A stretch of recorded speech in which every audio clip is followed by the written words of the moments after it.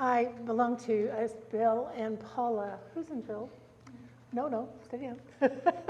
We belong to a writers group, and one of the women in our group told a story about her teaching career, and she told a story this past week about a relationship she had with one of her college professors, a bit of a difficult old coot, but she ended up having a marvelously productive and close relationship with after 4 years of being his student.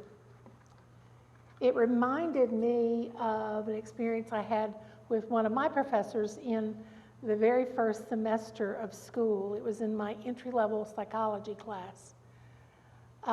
He said something that very first day that shocked me, and when things like Sue's story is mentioned, I'm often reminded of it. On the first day of class, he opened with this disclaimer: "Throughout the semester, I will offer you anecdotal stories to illustrate my lecture. Some were shared with me by my students, some by my clients, and some are my own. Now, don't be concerned, I will mention no names, but you need to know that many of these stories are untrue.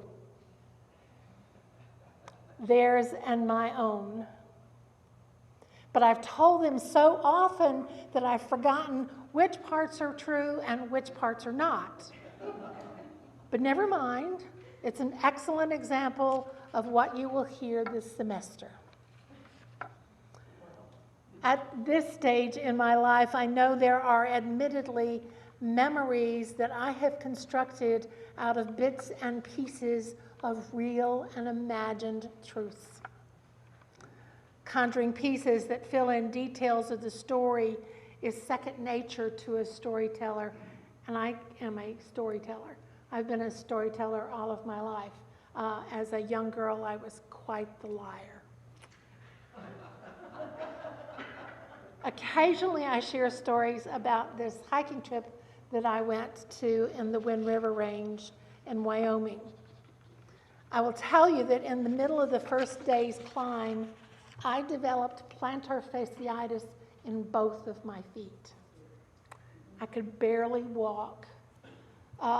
I have suffered, if any of you have ever suffered from this, you know what kind of hell it can be. I'd been looking forward to this trip for months. Unfortunately, the enormously disappointing event of this happened had me heading right back down the mountain to the base camp that we had started at, where I spent 5 days alone while my friends were hiking up in the mountains. And that is a story all its own, which I'll tell another time. It's a true story except for one little detail. I tell the story so it might be given the impression that I actually did climb up the mountain. And I made it about 1/4 of a mile. But the way I tell it is that I'm climbing in the Wind River Range and developed this. The truth is that I barely climbed 1,500 feet. Like my professor, I tell the story so often that I forget the little embellishments I make. Please don't get me wrong, I don't lie to deceive. My purpose is to tell a better story. I have dozens of such tales whose genuine and imagined pieces have become a part of the narrative that is my life story. Instead of truth and fiction, as Bill described, I add occasional fiction into my true stories. Now, I have to make a statement here. I know there's going to come a time, sometime in the future, when I'm going to be sharing stories with my friends in this congregation. Please don't believe that I'm lying about everything. They're just little white lies.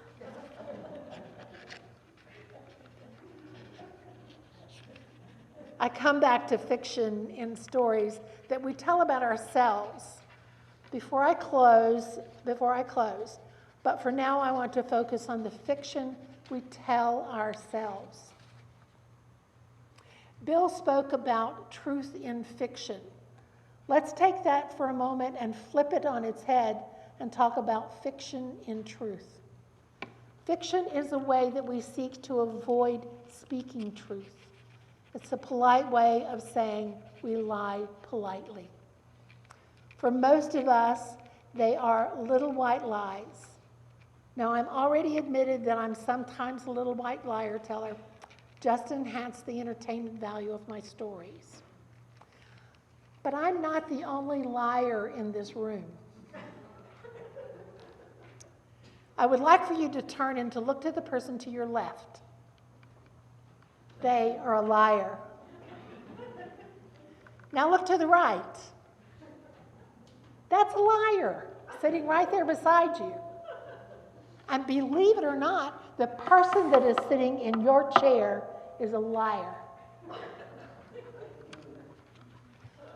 We all tell lies. Most are well-intentioned, but they are lies nonetheless. For example, how many of you ever texted, "I'm on my way"? Oh, come on. You've said something like that, I am sure. Go ahead and raise your hands anytime you think you have texted a text that is not quite as true as the reality in the moment. If you don't text it, some of you might actually do it the old-fashioned way and pick up the telephone and say, "I'll be on my way shortly." "Hi, honey, I'm on my way." It doesn't matter if you are texting or using a phone or even smoke signals. When you tell someone you're on your way, but that you're not actually ready to leave.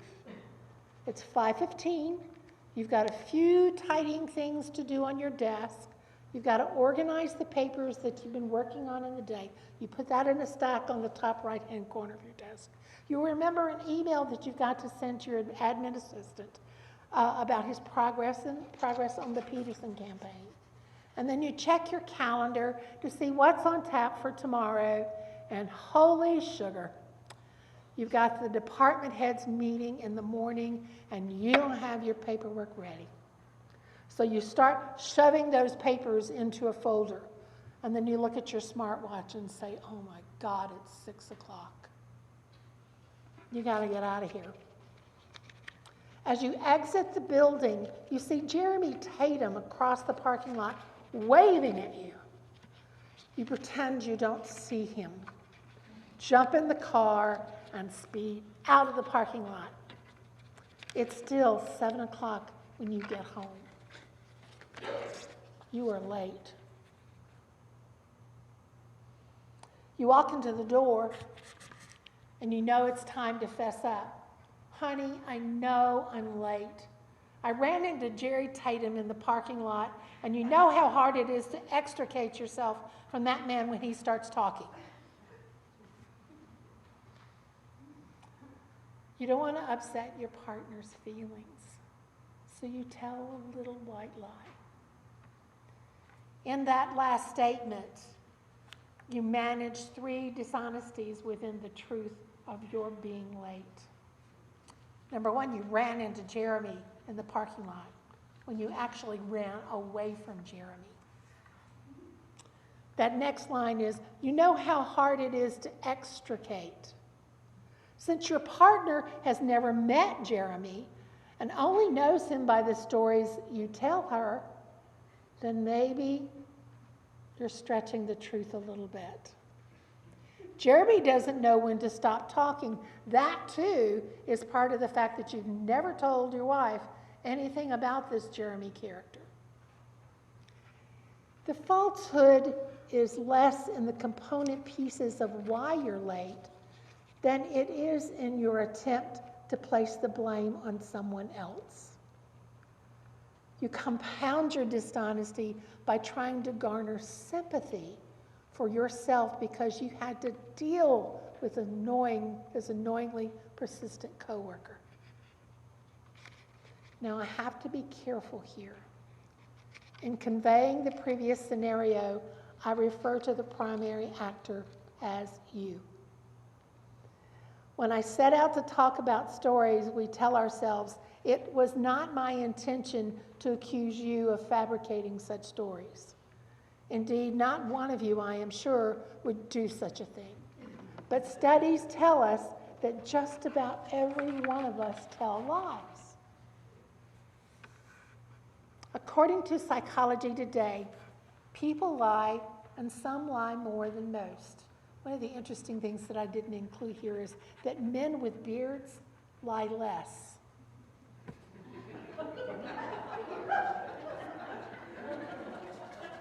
I saw somebody else with a beard. And, oh, Bill! People lie, and some lie more than others. But most people are mostly honest, and most of the time.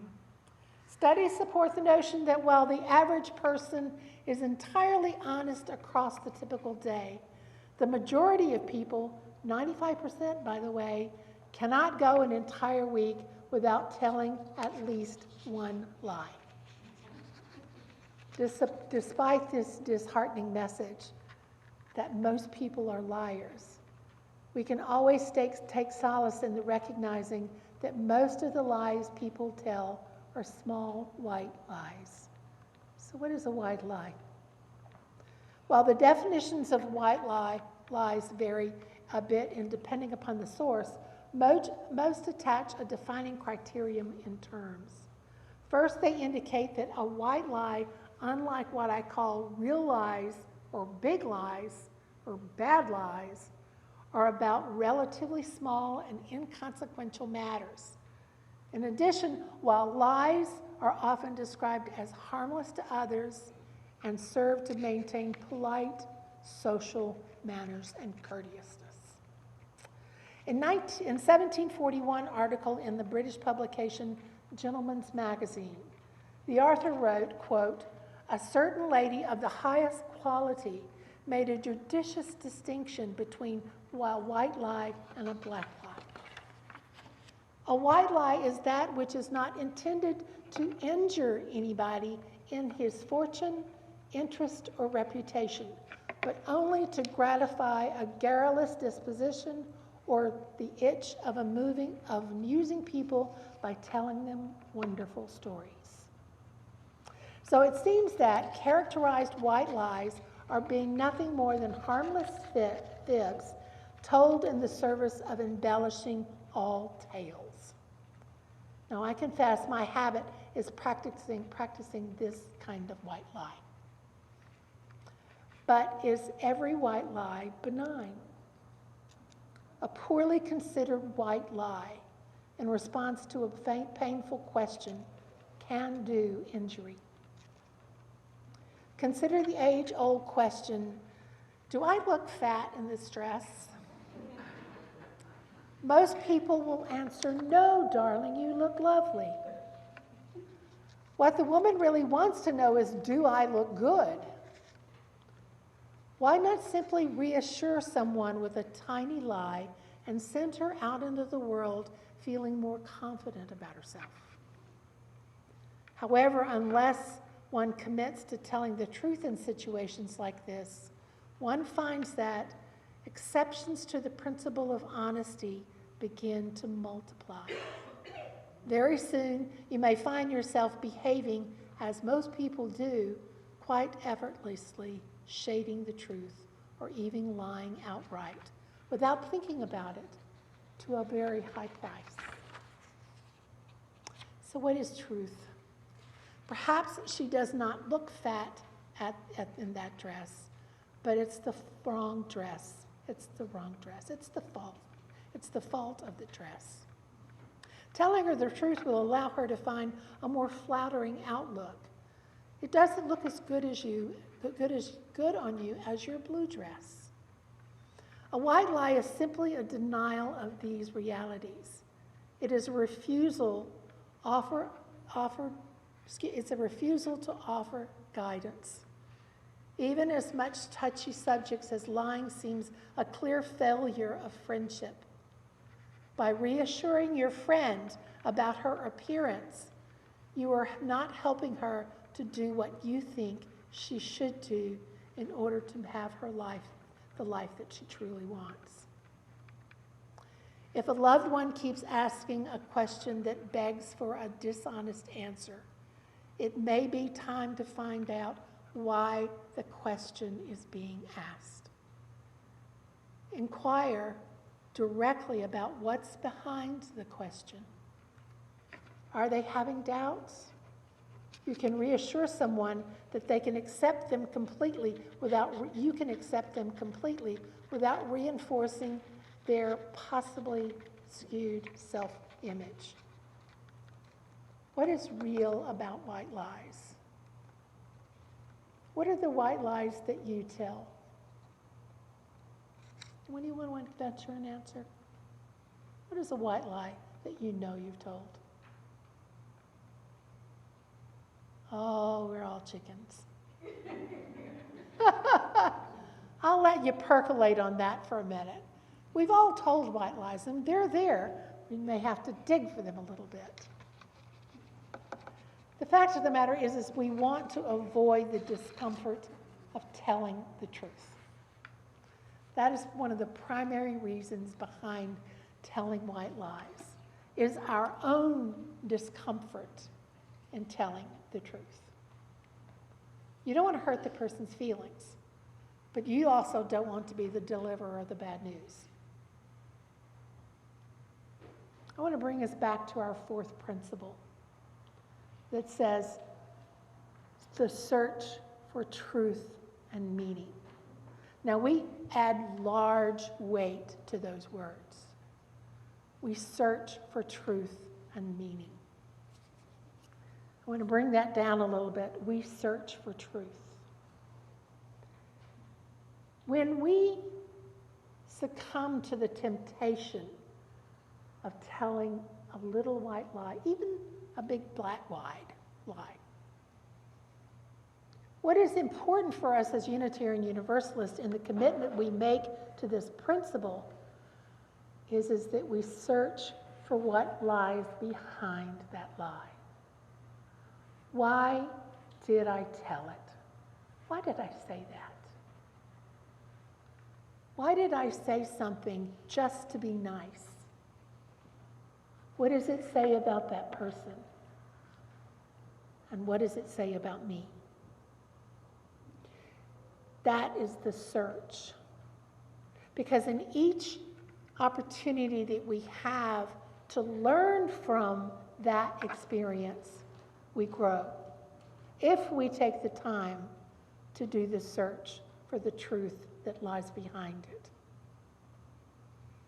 Now, I want to go back to my story of being in the Wind River Range. I want to tell the part that I typically do not tell because it was terribly embarrassing. I was up about 1,500 feet, and I had been lagging behind the group. I could not keep up with them.